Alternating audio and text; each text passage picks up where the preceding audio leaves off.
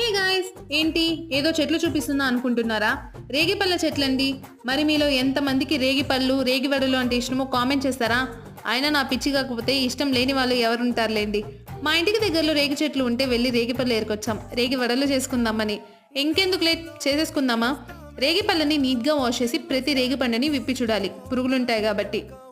ఇప్పుడు రోట్లో జీలకర్ర, ఎండుమిర్చి, రాళ్ళుప్పు, బెల్లం వేసి దంచి అవి బాగా గ్రైండ్ అయ్యాక రేగిపళ్ళు వేసి కచ్చా పచ్చాగా దంచుకొని గిన్నెలోకి తీసుకుందాం.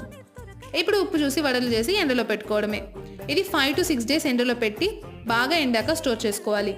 ఇంత చెయ్యాలా, షాప్లో తెచ్చుకుంటే పోలే అంటారా? తెచ్చుకోవచ్చు, కానీ మాకు దొరుకుతాయి కాబట్టి చేసుకుంటాం. అయినా ఇలా చేసుకుంటే ఆ సాటిస్ఫాక్షనే వేరు కదూ. మీరేమంటారు? ఓకే, ఈ వీడియోని లైక్ చేసి మీ ఫ్రెండ్స్ అండ్ ఫ్యామిలీకి షేర్ చేయడం మర్చిపోకండి. అండ్ నా ఛానల్ పునీత వ్లాగ్స్ని సబ్స్క్రైబ్ చేసుకోండి. Bye bye.